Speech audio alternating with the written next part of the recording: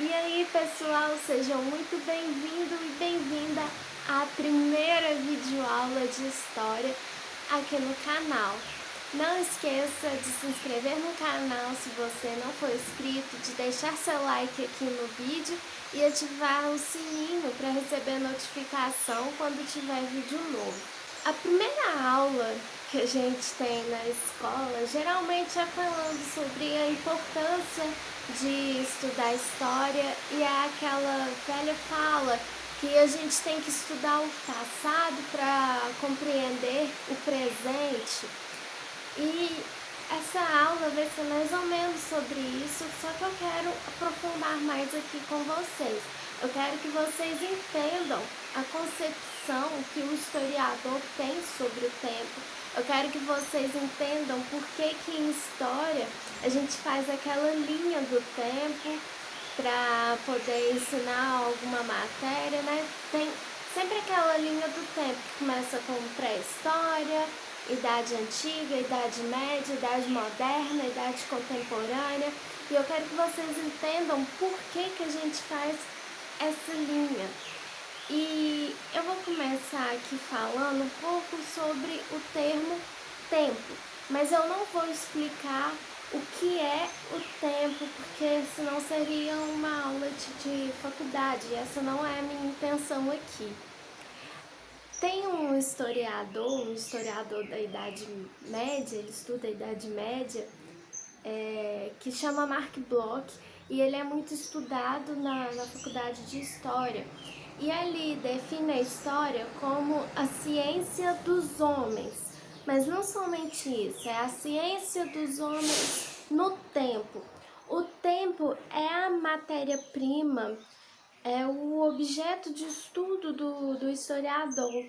Na química, por exemplo, a gente estuda os átomos, na matemática, os números, biologia, as células, e na história? Na história a gente estuda o tempo, as experiências, as diversas experiências humanas no tempo. O trabalho do historiador é feito de uma forma indireta. Por exemplo, a gente acompanhou durante a pandemia o processo dos cientistas para criar uma vacina contra a Covid-19. O cientista ele trabalha ali de forma direta para produzir uma vacina. Isso não acontece com o historiador. O historiador não tem um laboratório ali para ver o que está acontecendo ali na hora. Isso não tem jeito de acontecer, não tem jeito de eu voltar lá no século XIX e ver como que aconteceu de fato o segundo reinado. Não tem jeito de eu estar ali no momento que foi assinada a Lei Áurea. Isso não tem jeito de acontecer. O trabalho do historiador é feito com os vestígios, os documentos, como por exemplo, eu quero estudar a Lei Áurea, eu vou pegar o documento da Lei Áurea e estudar a partir daquele documento. Não tem como eu voltar lá quando a princesa Isabel estava assinando a Lei Áurea, não tem jeito de eu fazer isso. Eu só consigo estudar o passado por meio de vestígios, que são documentos, fotos, enfim. É interessante a gente perceber que mesmo não tendo jeito de eu, historiadora, voltar no tempo e estudar um acontecimento ali, vivenciando ele, não tem jeito de eu estar ali, de eu voltar no tempo e estar ali no momento que aquilo aconteceu. Mas o estudo dos tempos, das épocas passadas, ele é constante. A Grécia Antiga, o Império Romano, por exemplo, tem quantos anos que aquilo já deixou de acontecer e cada dia surge um estudo novo. A gente vê muito notícias de arqueólogos, trabalhos de arqueólogos no Egito, todo dia eles descobrindo algo novo sobre o Egito Antigo, fazendo uma descoberta nova, né, por meio da arqueologia, de fósseis. Então, é interessante a gente notar isso. O trabalho do historiador é feito de forma indireta, por meio de documentos, mas o estudo do passado, ele é constante. Cada dia a gente descobre uma coisa nova sobre o que aconteceu há muitos anos atrás. Como eu falei no início do vídeo, uma metodologia muito usada, uma forma de ensinar história muito usada, é por meio da linha do tempo. Por exemplo, a gente escreve lá pré-história, coloca lá o ano 4000 a.C., surgimento da escrita, aí começa um outro período, que é a Idade Antiga, que vai terminar com a queda do Império Romano, e assim vai, passando pela Idade Média, Idade Moderna, Idade Contemporânea. Né? A Idade Moderna começou quando Cristóvão Colombo veio para a América, né? Começa no ano de 1492. Muitos professores, muitos materiais didáticos ainda usam o ano da queda de Constantinopla, a queda do Império Bizantino, como começo da Idade Moderna, mas hoje é mais comum a gente usar o ano de 1492 como o começo da Idade Moderna. Enfim, a gente faz essa linha do tempo para ensinar história. A gente divide também a gente divide também em períodos, como por exemplo a história do Brasil. A gente fala em Brasil antes da colônia, Brasil colônia, Brasil Império, Brasil República. A gente tem o costume de dividir a história em períodos, além de fazer essa linha do tempo. Então, qual que é a minha proposta aqui? Fazer com que você entenda por que a gente usa essa linha do tempo, essa divisão em períodos, e com isso eu vou mostrar a concepção do tempo em diversas sociedades ao longo do tempo. A primeira que eu vou mostrar aqui, para vocês entenderem, é a concepção de tempo na sociedade medieval. O que as pessoas que viviam durante a Idade Média entendiam sobre o tempo? A gente sabe que a Idade Média foi um período em que a cultura era imposta pela Igreja Católica. E assim, a concepção de tempo também está inclusa nisso, porque a pessoa que vivia na Idade Média, ela entendia o tempo como um ciclo. Ela entendia o tempo como um ciclo. O tempo começava com a vinda de Cristo à Terra e ia terminar quando Cristo voltasse à Terra, né? O chamado de juízo final, o Apocalipse, onde Deus ia julgar a todos, né? Ia definir quem ia para o inferno ou quem ia para o paraíso. Então, o tempo, para quem vivia na Idade Média, o tempo era esse. A gente lembrava da primeira vinda de Cristo à Terra e vivia à espera da segunda vinda de Cristo à Terra. E o que acontecia entre esses dois eventos, a primeira vinda de Cristo à Terra e o juízo final, não era importante, porque os acontecimentos de peso ali eram essas duas coisas. Então o tempo era um ciclo, começava com a primeira vinda de Jesus Cristo à Terra e ia terminar com o juízo final. E o que acontecia que acontecer entre esses dois eventos não é importante para mim. Então esse era o pensamento sobre o tempo da sociedade medieval, o tempo como um ciclo. Essa concepção medieval sobre o tempo, que é o tempo, ela começa a ser mudada com o movimento renascentista e com a reforma protestante. O que é o movimento renascentista? Renascimento é um movimento que surgiu na Itália no século XIV e a proposta do movimento era romper com a cultura medieval. Era uma reforma na literatura, na arte, um movimento que valorizava a cultura greco-romana, né? Aquela coisa do racionalismo, usar a razão acima da fé, não a fé acima da razão, como era na Idade Média, o individualismo, o antropocentrismo, tudo isso é característica do Renascimento. E a Reforma Protestante é um movimento de reforma dentro da Igreja que surgiu com o Lutero, quando ele pregou as suas 95 teses, né? E surgiu os protestantes, tem também os calvinistas, os anglicanos. Então essa é a Reforma Protestante. Então, juntamente com o Renascimento e a Reforma Protestante, a concepção do tempo vai mudar, mas ela não muda totalmente, a estrutura ainda é a mesma. Como assim?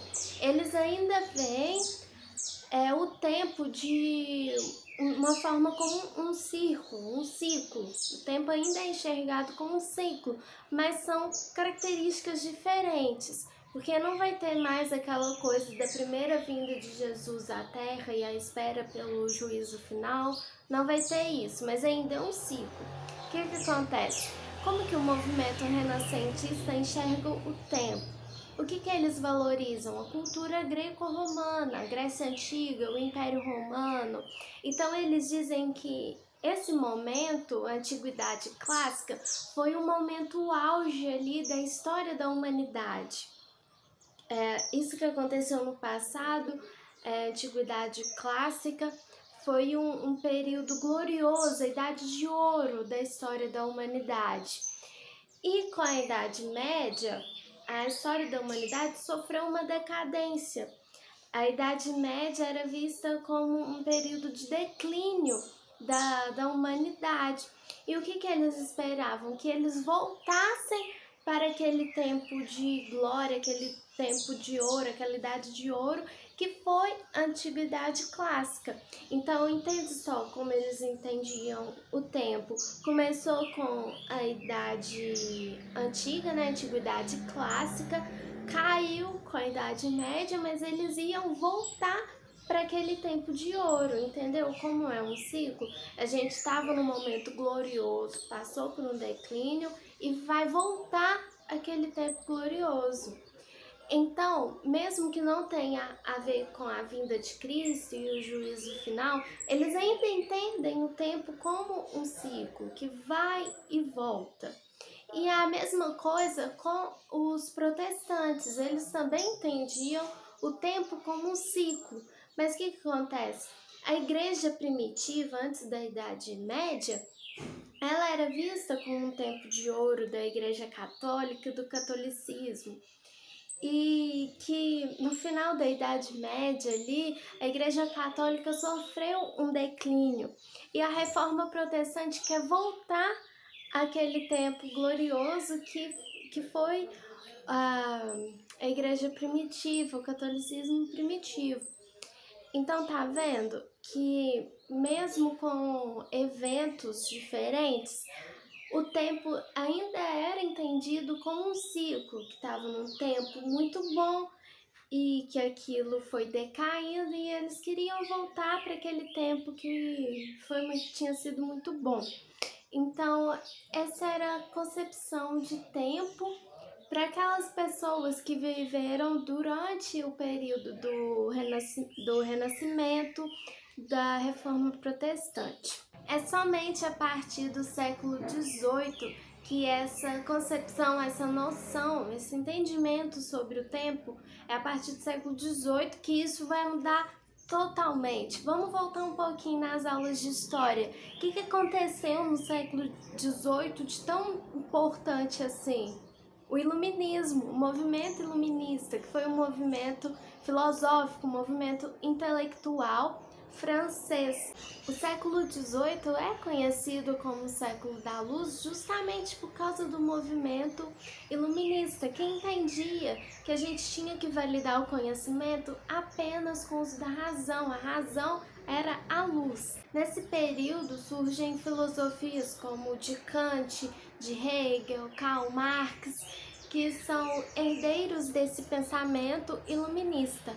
Mas o que o iluminismo tem a dizer sobre o tempo? Lembra que o tempo era um ciclo? Agora não é mais, agora é uma linha. A gente vai em frente à procura do quê? A gente se orienta por meio do progresso. A gente percebe que o presente está sendo melhor do que o passado era, mas o futuro vai ser melhor ainda. Essa é a concepção iluminista sobre o tempo.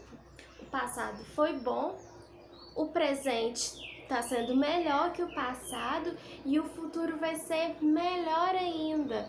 Então é uma linha, é uma trajetória para chegar no progresso. O tempo é enxergado então de uma forma otimista. A gente espera que o futuro seja melhor, que a gente esteja numa situação melhor do que a do presente. E por falar em um tempo otimista, em uma trajetória da sociedade para o progresso, visando o progresso, eu não poderia deixar de falar aqui de Auguste Comte, esse sociólogo importantíssimo, que tem uma frase que é muito conhecida e ela está estampada na nossa bandeira, que é amor por princípio, ordem por base e progresso por fim. Ordem e progresso, tá lá na nossa bandeira e veio de Auguste Comte.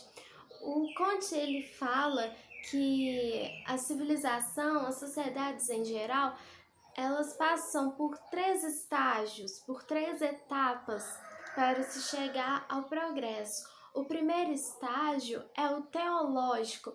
Ele se caracteriza por sociedades que explicavam os acontecimentos do mundo por meio de seres divinos, coisas sobrenaturais, né? Ah, por que chove? Ah, porque Deus quis. Ah, por que a ponte caiu? Porque Deus quis.